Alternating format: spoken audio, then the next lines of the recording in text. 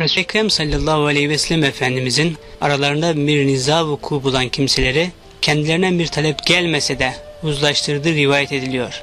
Geçmişimizde de bilhassa borç, tazminat ve tazir cezaları için muslihun denen kimselerden müteşekkil sulh heyetlerinin yaygın olduğu anlatılıyor. Bugün ailevi meselelerden içtimai problemlere kadar pek çok konuda bu muslihun heyetlerinin eksikliğinden bahsedilebilir mi? Şayet böyle bir eksiklik söz konusu ise bu nasıl giderilebilir? Şimdi bir millet çapında, devlet çapında o meseleyi ihtiyasa veya ihyaya gücümüz yetmeyebilir yani. Meselenin bir yönüyle siz bir makul fikir bile böyle ıslah edici, alternatif, mükemmel bir düşünce bile ortaya atsanız sizin gibi düşünmeyen insanlar hatta burada mizaç, meşrep, mezak farklılığına takılarak buna tepki verirler. Yani sizi mi dinleyeceğiz falan derler yani. Meselenin bir bu yanı var. Bir de o türlü şeyler, heyetler oluşturma kanun ve mevzuat çerçevesinde olması lazım. Ancak o türlü şeylere gitmeden arkadaşlar kendi aralarında birbirlerine güvenen insanlar o Kur'an'da hakem heyeti olarak bahsediliyor. Sünnet-i Sahiye'de de hakem heyeti olarak bahsediliyor. Osmanlılar farklı bir ad ve ünvanla onu müesseseleştirmişler. Fakat sizin sorunuzun içinde dendiği gibi öyle devlet tarafından böyle organize edilmiş ve bu yaygınlaştırılmış her yerde ve devlet o muslihun müessesesiyle her yerde mevcudiyetini hissettirmiş. Muslihun insanlarla o işin üzerine, problemlerin üzerine gitmiş denmesi mübalağalı bir şey. O dev Risalet Penahi'de de olduğu gibi böyle hakem heyetlerine, ashab-ı re'ye, değişik şeylerdeki uzmanların fikirlerine hani günümüzdeki danışmanlar gibi, müsteşarlar gibi fikirlerine müracaat edilmiş. Evet, o problemler çözülmeye çalışmış. Esas aile molekülünde yani bu meselenin müessiriyetini görüyoruz. Kur'an-ı Kerim meseleyi orada ele alıyor. Karı koca arasında niza olduğu zaman da hani eğer hayır ümit ediyorsanız bir hakeme müracaat edin diyor. Eğer onlar da o meselede hayır görüyorlarsa aralarını bulurlar. Bozuşmaya yüz tutmuş, çözülebilecek o yuva, aile arası münasebetler eğer bozulacaksa şayet o hakem heyetinin ortaya koyacağı kararlarla neyse onlar uzlaştırılabilir, anlaştırılabilir deniyor. Ve yine Kur'an-ı Kerim ve sulhu hayr demek suretiyle bu yine aile arası bir münasebetle alakalı şeref nüzul olmakla beraber aynı zamanda genelde Müslümanlık için temel bir disiplindir ve umumi, objektif bir disiplindir yani. Sulh her zaman hayırlıdır. İster aile fertleri arasında, ister evlat anne baba arasında, ister toplumun belli kesimlerinin birbirlerine karşı olumsuz, negatif tavırları ve davranışları arasında ve sulhu hayır her zaman. Sulh, anlaşma, uzlaşma her zaman hayırlıdır diyor Allah Celle Celaluhu Kur'an-ı Kerim'de. Meselenin vaz'ın hususiyetine, nüzulun hususiyetine bakmamak lazım. Buna ilmi ifadesiyle vaz-ı has mevzun leh amdır deniyor. Her ne kadar hususi bir mesele için vaz edilse de fakat vaz edilme gayesi esasen burada umumidir. Hemen sulhun cereyan ettiği her alan için söz konusudur o. Sulh meselesi söz konusudur. Ama o işi yapanlar belli bir dönemde onlara Osmanlılar Selçuklulardan mı aldılar o geleneği? Muslihun aynı kökten gelen bir kelimedir. Islah kelimesiyle yapıyorlar. Yoksa hani Efendimiz sallallahu aleyhi ve sellemin hadisi şerifinde Tuğba lil guraba ellezine yuslihune ma afsedehun nas. Gariplere müjdeler olsun. Yani bir dönemde demek ki İslam'ın gurbet yaşadığı bir dönemde, Müslümanların da gurbet yaşadığı bir dönemde bu türlü nifaklar, şikaklar, iftiraklar, ihtilaflar çok olacak. Bu aile çapında da kendisini hissettirecek, toplumun değişik kesimleri arasında da hissettirecek, idare eden ve edilenler arasında da kendisini çok hissettirecek. Ama bir zümre nifakın şikakın dışında durarak, ihtilaf ve iftiraka arkasını dönerek burada hep nifak peşinde, hep ittifak peşinde olacak ve bunlarla tevfik-i ilahiye çağrıda bulunacak. Davetiyeler gönderecek sürekli. O kendi sahi ve gayretiyle o mevzuda yapması gerekli olan şeyi yapacak. Ve Cenab-ı Hak da onun o vifak arzusuna, o ittifak arzusuna tevfikat-ı sübhaniyesiyle yardımda bulunacaktır. اَلَّذ۪ينَ يُسْلِحُونَ مَا اَفْسَدَهُ النَّاسِ Bozguncular, bozgunculuk yaptıkları bir dönemde, her şeyin bozguna kurban gittiği bir dönemde, onlar sürekli hep böyle sulhun yanında yerlerini alırlar. Harbin yanında değil de vuruşmanın yanında, dövüşmenin, kavganın yanında değil, televizyonlardaki tartışmadan alın da gazete köşelerindeki yaka paça olmaya kadar, ondan toplumun değişik kesimleri arasında, ondan kan davalarına kadar, ondan töre cinayetleri, yerin dibine bassın, töre cinayeti ne demek yani? Töre demekle meseleye meşruiyet mi kazandırıyorsunuz? Töre dediğiniz şeyler bizim toplumumuz içinde, Müslüman toplum içinde bunlar edille-i şeriye-i asliye ile test edilerek o toplumun törü olarak benimsediği şeylerdir. Edille-i şeriye-i asliyeye göre adam öldürme meselesi, insanların üzerine yürüme meselesi, kan davaları meselesi, bunlar katiyen edille-i şeriye-i asliye ile telif edilemez. Bu açıdan da töre dediğimiz şeyler hep test edilmiş şeylerdir. Filtrasyondan geçmiş şeylerdir yani. Yanlış anlamamak lazım. Onlar da tali edille-i şeriye sayılır. O töre şer'i şerife göre test edilmişse şayet siz sonra toplum içindeki bazı problemlerinizi onları da biraz menat sayarak siz problemler adına istinbatta bulunacağınız veya istihraçta bulunacağınız veya tercihte bulunacağınız meseleleri biraz onlara tevfiken ortaya korsunuz. Biraz usulü fıkıh diliyle arz ettim ama anlayan anlar bu meseleleri. Şimdi bütün bunların hepsi işte o ifsadata girer. Bütün o ifsadata karşı esas bir ıslah cemaati olmalı. Ve onlar hep sulhun yanında yerlerini almalılar. Hep sulh soluklamalılar. Hep barıştırıcı olmalılar. Hep uzlaştırıcı olmalılar. Bugüne kadar da maalesef bazı yerlerde bunlar cereyan ediyordu. Başka yerlerde de başka şeyler var. Öyle cereyan ediyor. Devletin bu mevzuda yaptığı şey sadece kanuni müeyyideleri kullanıyor o mevzuda. Ceza kanunu neyi amirse şayet onları uyguluyorlar.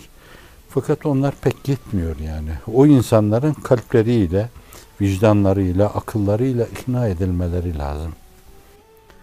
Hakikaten yani niye uzlaşması lazım? Onlara anlatılması lazım arada.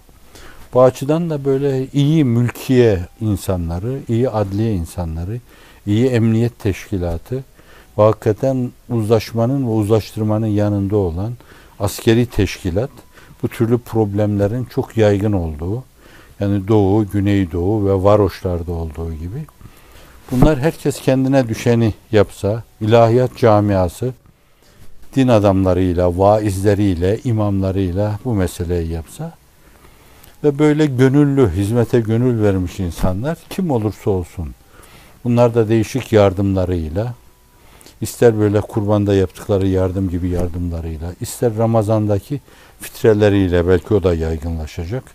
Yani kendi çevrelerinde fakirlere fitre veriyorlardı. O fitreler pekala toplanabilir bir yerde. Fitre sandıklarına konur. Bunlar aynı zamanda tescil edilir, resmi olur, şeffaf olunur bu mevzuda. Sonra götürülür orada o fakir fukaraya dağıtılır. Yani bütün yollar kullanılarak o yolların bütünüyle sulha yürümek lazım. Uzlaştırmaya yürümek lazım. Tevfik-i ilahinin vesilesi vifak ve ittifaktır.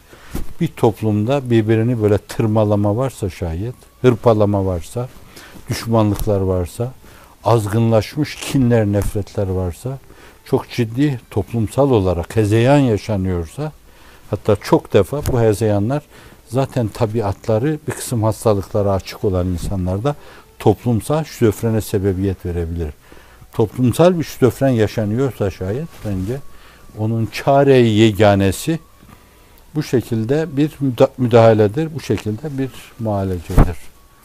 İşte o muslihun Hani ona at konsun konmasın. Fakat arkadaşlarımız o istikamette yerlerini almalılar. Şu tehdide bu tehdide kulak asmamalılar bence. Her fırsatı değerlendirmeliler. Yani mesela ya Cuma gününden bir mana çıkarabilir miyiz? Bu varoşlara gitmek için, bu Güneydoğu'ya, Doğu'ya gitmek için, bu Afrika'daki fakir ülkelere yani Cuma'ya ait bir manayı değerlendirerek Eşref Zâ Seyyatı mesela ya çarşamba nasıl değerlendirilir? Mesela Seyyidina Hazreti Ömer işlerine çarşamba günü başlıyormuş demek bir bereket var bunda. Efendim çarşamba hamlesi, aksiyonu falan. Çarşamba aktivitesi. Salı günü efendim, salının ayrı bir bereketi var bilemezsiniz siz. Ne bereketi var? Hiç kimsenin aklına şey gelmez mesela, gelmeyebilir.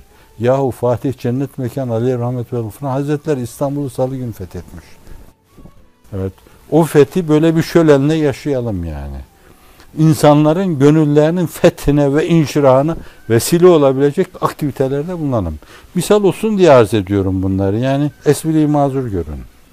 Bu Haçı Risalesi'nde de çocuklar için ahiret hayatının ne ifade ettiği, gençler için ne ifade ettiği ve bunların topluma aksedişi esasen.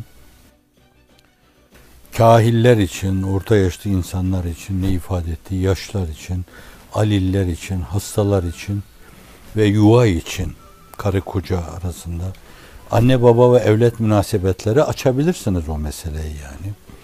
Yuvanın toplumla münasebetleri açısından ahiret hayatı onun yerini başka bir şeyle dolduramazsınız. Kanuni müeyyidelerle dolduramazsınız. Ceza hukukunu şiddetlendirseniz onlar da dolduramazsınız. Bakın kapkaççının arkasında, eşkıyanın arkasında, işte mütecavizin arkasında şu kadar emniyet teşkilatı var. Asker de o işin peşinde. Fakat başa çıkamıyorlar. Başa çıkılamaz da bununla. Hazreti Pir'in ifadesiyle vicdanlara o yasakçıyı yerleştireceğiniz ana kadar başa çıkamazsınız. Sen bir yerde müeyyide ile tepesine biniyorsun. O bir yerde o müeyyideden sıyrılma adına şakavet açısından başka bir strateji geliştiriyor. Ben hatta çok defa o insanların yaptıkları şeylere bakınca diyorum barekallah, maşallah, taalallah, tevekkeltu alallah Türk dehası. İnsanın aklına hayaline gelmeyecek şeyler yapıyorlar. Akla hayale gelmez şeyler. Şaşırıp kalıyorsun.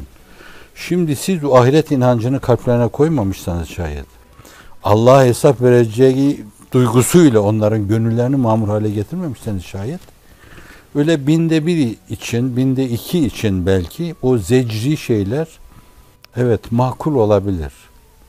Fakat çok ciddi bir dejenerasyon yaşanıyorsa, çözülmüşse toplum, bir ahlaki çöküntü yaşıyorsam, korkunç bir buhamleşmeye gitmiş aborde olmuşsa bence onu bu tür şeylerle önleyemezsiniz.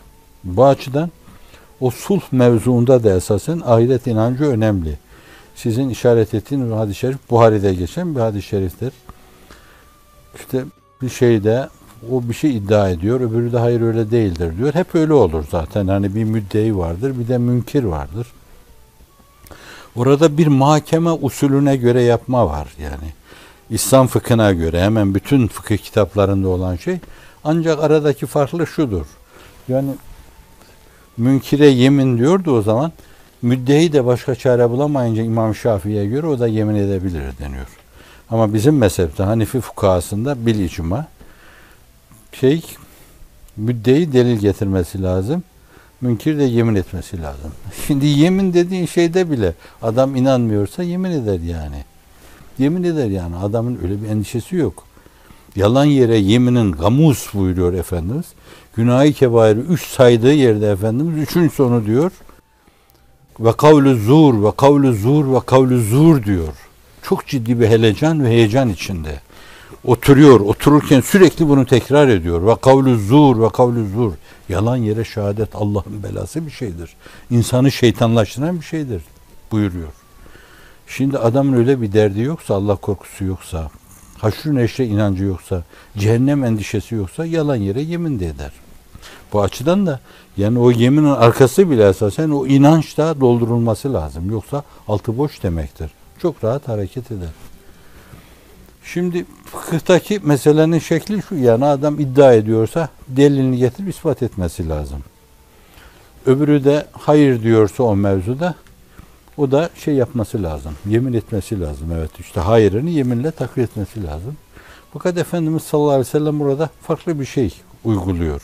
Burada diyor ki, bak şimdi birinizin delili burada kuvvetli olabilir, yani o belki sözüyle, ifade tarzıyla, üslubuyla hakikaten 7 dereden su getirir. Öyle şeyler ortaya koyar ki nahnu nahkum bil zahir fehvasınca, bu da fıkhi bir kuraldır. Biz zahire göre hükmederiz. Yani delil neyi teyit ediyorsa esas, beyan neyi teyit ediyorsa biz ona göre hüküm veririz. Fakat bu zahire göre esasen verilen bir hükümdür. Ama zatında mahiyetün nefsül emresi itibariyle bu iş öyle değilse, hafizan Allah, ahirette Allah Celle Celaluhu onu cehenneme kor o insanı. Buradaki haksızı cehenneme kor. Her ikisi de elini çekiyor. Ya Resulallah diyor, onun olsun, ben istemiyorum. O diyor, o da onun olsun. Çünkü o iki insan da oraya gelirken belki dünya tamahı, hırs adına bir yanlışlıkla gelmiş olabilirler. Hadis kitapları onların isimlerini vermediğinden dolayı o gıybete karşı çok dikkatlidirler onlar. Suizanına karşı çok dikkatlidirler. Biz de bilmiyoruz adlarını. O iki zatın adını bilmiyoruz. Kimdir o iki sahabi bilmiyoruz isimlerini. Her ikisi de elini çekiyor. Efendimiz orada fıkha intikal eden o mevzudaki temel disiplinlerin dışında ayrı bir yöntem kullanıyor. Onlara ahireti, Allah'ın huzuruna çıkmayı, oradaki kaybı hatırlatıyor. Oradaki kayıp ikisinin de yüreğine vuruyor. İkisi de hakkından vazgeçiyor. İkisi de kazanıyor. Sonra isterseniz siz onu paylaştırırsınız, aralarında paylaştırırsınız. Fakat onunla alakalı bir şey yok hadis kitaplarında. Sonra Efendimizin sallallahu aleyhi ve sellem nasıl muamelede bulunduğuna dair bir şey yok. Bu açıdan o türlü yanlışlıklar karşısında da esasen insanları uzlaştırma. Yani o şöyle demiş de ben böyle demiştim. O şöyle hareket etmiş de ben böyle hareket etmiştim. Hizmet gördüğümüz bir okulda ben müdürüm veya işte ben bir rehberim. O öyle davrandıydı da ben böyle davrandım. Yani o kadar çok alanda bu türlü şeyler ortaya çıkabilir ki, hafizan Allah. Bütün bu hususlarda o söz kesen bir mülahazadır o. Söz kesen mülahaza. Yani bir yönüyle Allah'ın huzuruna çıkma meselesinin hatırlatılması. Kur'an-ı Kerim bir yönü ibadet-ü taat meselesini vurguladıktan sonra hemen ahireti hatırlatıyor. Yani bir yerde bir hükmü anlatıyor. Kutup zilalinde bu mevzu üzerinde ısrarla duruyor. Araya bir şey sokuyor onu. Günümüzde bu tarihselcilerin ifade ettikleri gibi, yani bu ayet buraya çok uygun düşmüyor, şurada olması lazımdı, buraya uygun düşmüyor. Öyle değil mesele yani. En küçük meseleden en büyük meseleye kadar hatırlatılan şeyler vahiy ile hemen arkasında o müeyyide ile takviye ediliyor. Öldükten sonra dirilme ve her şeyin hesabını Allah'a verme, orada bir fezleke halinde o zikrediliyor. Hemen araya giriyor o mesele. Bu açıdan o çok önemli tabii. Onun yerini hiçbir şeyle doldurmak mümkün değil. Allah kafası boş insanların kafasını evvela bu mülazayla doldursun. Onlar da toplumdaki o boşlukları onunla doldursunlar inşallah. Yoksa o problemler sürüp gidecek. Onu tamir etmek çok zor. Bir hadis-i şerifte hesabı görülmemiş haklarla ahirete yürüyen iki müminin hali tablolaştırılarak mahşerde Cenab-ı Hakk'ın o iki müminin arasını bulacağı, cennete bedel olarak hak sahibinden diğerinin bağışlamasını isteyeceği anlatılıyor. Sonra da Allah'tan korkun, kötülük yapmaktan sakının, birbirinizin arasını bulun. Çünkü Allah kıyamet günü müminlere sulh ettirecektir buyuruluyor. Meseleye bu açıdan bakılınca ıslah için Allah ahlakı denebilir mi? Şimdi bakınca Cenab-ı Hakk'ın böyle bir muslih isminin de olduğu hissini uyarıyor. Bizim bildiğimiz 99 isim arasında muslih yok. 104 isim arasında da yok. İmam Muhyiddin İbn Arabi Hazretlerinin o üçte çıkardığı İsmi Azam arasında da yok. Cevşen-i Kebir'de de bu 1000 tane isim onlar arasında da muslih ismi yok. Cenab-ı Hak sulhu sever. Allah sulhun yanındadır. sulh edenlerden Allah razı olur, hoşnut olur diyor. İşin bir yanı bu. Bu açıdan da böyle çok rahatlıkla Cenab-ı Hakk'a muslih denir mi? Onun bir muslih ismi var mı? Zat-ı üluhiyetin ismi olmayan bir meseleyi ona nispet etmek doğru olmayabilir.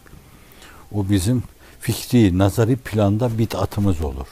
Nazaride bid'at nasıl oluyor? Nazari bir bid'at, yani bir kaynağa dayanmıyor esasen. Sahibi şeriat tarafından ortaya konmamış bir mesele. Öyle denebilir. Bu meselenin bir yanı, bir diğer yanı. Hani oraya gideceğiz dediğin şey de. Bir diğer yanı da şudur. Değişik vesilelerle ifade edildiği gibi Cenab-ı Hakk'ın isimlerinin bütününü bilmiyoruz. Biz şimdi dünyaya ait isimleri biliyoruz. Bu bildiğimiz isimler de böyle büyük ölçüde insanın şahsi hayatı, ailevi hayatı adına, böyle Cenab-ı Hakk'ın insanla münasebeti adına, insanın ibadet hayatı adına, akide hayatı adına, devlet hayatı adına, böyle terbiye ile alakalı, işte o hususlarla alakalı bir yönüyle.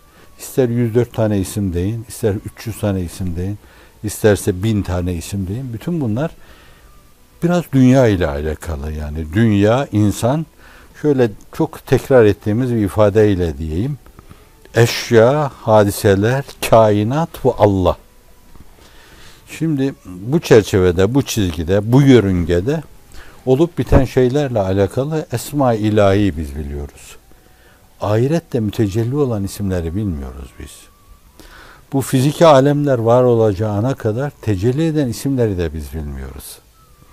Zat-ı uluhiyet yine o kendi cemali ve kemalini, kemali sübhanesini müşahede buyuruyordu. Fakat böyle bir fiziki alem yoktu. Atom yoktu, elektron yoktu, proton yoktu, partikül yoktu, iyon yoktu, eter yoktu, hiçbir şey yoktu o dönemde. Allah Celle Celaluhu onların altında, alt tabakalarda, daha değişik dalga boyundaki şeylerden daha sonraki şeyleri yarattı. Şimdi onlarda tecelli başkaydı, bunlarda tecelli başka. Bu açıdan ahirette tecelli edecek isimler arasında öyle bir musli ismi de olabilir. Burada yok öyle bir şey yani. Evet, Allah Celle Celaluhu burada sulhu sevdiğine göre, sulha çok önem verdiğine göre, sulhu hayır vesilesi saydığına göre orada da o da sahih hadistir yine. Evet, yani iki insan Cenab-ı Hakk'ın karşısına çıkıyor o biri. Birinden alacağı var onun çok. Onun yakasına yapışıyor orada. Hani şu ayet-i kerime ile o manzarayı görmeye çalışın. Yevme yefirrul mer'u min ahihi ve ummihi ve ebihi ve sahibetihi ve benihi dedikten sonra bir defa zeke konuyor. Likullimri'in minhum şe'nun yevmeydin yuğni. Anne babasından, baba annesinden, baba evladından, evlat babasından, amcasından, dayısından kaçan kaçana. Yani o tablo içinde meseleye baktığınız zaman o yevmül firar demek lazım. Kaçan kaçana. Aman bunun şerrinden, yani yakama yapışınca bana şunu yapmadın, bunu yapmadın, bana haksızlık yaptın, beni iyi yetiştirmedin, beni okutmadın, bana Allah'ı anlatmadın, beni sağlam bir Müslüman olarak yetiştirmedin, bugün senden alacağım var. Kaçan kaçana böyle bir gün. Ve sonra noktalarken onu likullimrin minhum şe'nun yevmeydin yuni. O gün herkesi meşgul edecek, başından aşkın. Öyle bir meşgalesi var ki başını kaldırıp da kimseye bakamaz o gün. Şimdi böyle bir gün. O gün hani değişik vesilelerle arz ettiğim gibi ben şu andaki karakterim, şu andaki ruh haletim itibariyle hassasım, titizim, bazı şeyler karşısında feveranım olabilir de fakat can alıcı hasımlarım, yani 40 senedir bana hayvana yapılmayan muamele yapan insanlara bile şimdiki ruh haletim itibariyle ahirette davacı olmayacak gibi bir kanaatim var benim. Bana yapılan bu haksızlıklar içinde Allah'a karşı bir terbiyesizlik, saygısızlık varsa, Efendimiz'e karşı bir saygısızlık varsa onlar beni aşar zaten. Ben onlara karışamam. Onların hesabını onlar görürler. Ama benim şahsi hakkım kime ise falan diyorum. Bu benim buradaki rahat bir dönemde şu Şah İsmail'in koltuğunda oturduğum durum itibariyle kolay. Bunu telaffuz etmek kolay. Herkese hakkımı helal ederim. Öbür tarafta iki ayağın bir kap içine girdiği zaman ne yapacağım belli değil. Sana gıybet etmişse, iftira etmişse, aleyhinde bir laf atmışsa, seni hafife almışsa, onlar o gün hep ortaya dökülecek. Ben de alacağım şeyi, o fermanı veyahut o tecrim nameyi elimde karşıma çıkan insanların yakasına yapışacağım. Ondan bir şey koparacağım, ondan bir şey koparacağım, ondan bir şey koparacağım. Ve böylece sevaplarını alarak kendim o badireden sıyrılmaya çalışacağım. Yani o gün çok çetin bir gün. İşte oraya öyle bir şeyle giden bir insan, yani gidiyor birinin yakasına yapışıyor orada. O da kurtulmak istiyor. Sonra Cenab-ı Hak ona diyor ki, diyor hani seninle konuşalım, sulh olalım der gibi bir şey orada. Yani senin bundan alacakların var diyor. Ama sen diyor eğer buna o alacaklarını bağışlarsan diyor, davacı olmazsan ben sana şunları vereceğim vaat ediyorum diyor. Yani cennette şu köşkü, şu villayı sana vereceğim. Altından ırmaklar akıyor. Tecri min tahtel enhar ukulaha daimun ve zilluha tilke ukbellezine tekav ve ukbel kafirinen nar diyor. Ve orada Allah Celle Celaluhu onları sulh ediyor. Şimdi burada akla bir şey takılır. Sizin sorunun içinde yoktu yani. Niye öyle bir insan için hususi bir teveccüh oluyor? Zat-ı üluhiyetin iltimas filan da ona nispet edilemez. İltimas denmez. Ona da hususi bir teveccüh oluyor. Bilemeyiz. Onun bir hususiyeti vardır. Bir inceliği vardır. Engin bir ihlası vardır. Hani Hazreti Pir'in buyurduğu gibi bir zerre ihlaslı amel batmanlarla halis olmayana müreccahtır. Öyle önemli şeyler yapmıştır ki Cenab-ı Hakk'ın rızasını kazanmıştır. Fakat bir yerde de işte irtikap ettiği bir hak vardır. Birinin hukukuna tecavüz etmiştir orada. Ama nezdü üluhiyette ağır basan o şey var ya, işte orada rahmeti ilahinin devreye girmesine vesile olmuştur. Bu bakımdan çok halisane olmak lazım. Öteki tarafa kul hakkıyla gitmemeye bakmak lazım. Cenab-ı Hakk'ın hoşnutluğunu almak lazım. Onunla münasebeti kavi tutmak lazım. O dostlarını zayi etmez. Hani Efendimizin Fatime validemize, Fatime validemizse şayet, benim burada da şüphem var. Burada işkembeyi kaldırıp Efendimizin başından atınca ağlıyor, çıkıra çıkıra ağlıyor. Ağlama kızım diyor. Allah babanı zayi etmeyecektir diyor. Bu Allah sevdiklerini zayi etmeyecektir. Allahu ekber kebira velhamdülillahi kesira ve subhanallahi bukreten ve asila. La ilahe illallah vahde nasara abde azze cünde hezemel ahsabe vahde la şerike leh. Allahümme salli ve sellim ve barik ala seyyidina Muhammedin ve ala alihi ve ashabi ecma'in tayyibin tahirin fi evveli duayna ve fi evsadi duayna ve fi ahiri duayna. Allahümme ali kelimetallah ve kelimetel hak fi kullen hayl alem. Veşrah veftah sudurena ve sudur ibadike fi kullen hayl alem. İlel iman vel islam vel ihsan vel Kur'an ve ila hidmetina ve istakdimna fi hâzâ şen. Allahümme eslih hâlena, Allahümme eslih bâlena, Allahümme eslih hâlena, Allahümme eslih bâlena, Allahümme eslih hâlena, Allahümme eslih bâlena. Allahümme aizzil İslam'ı vel Müslimin, Allahümme aizzena ve aizzil İslam'ı vel Müslimin, vaksul men yuridu hizlanena ve hizlanel Müslimin. Allahümme ansurna ve ansuril İslam'ı vel Müslimin, vaksul men yuridu hizlanena ve hizlanel Müslimin. Va'fu anna, vağfir lena verhamna, ente mevlana, fansurna alel kavmil kafirin. فانصرنا على أعدائنا كائنا من كان آمين وصل وسلم وبارك على سيدنا محمد وعلى آله وصحبه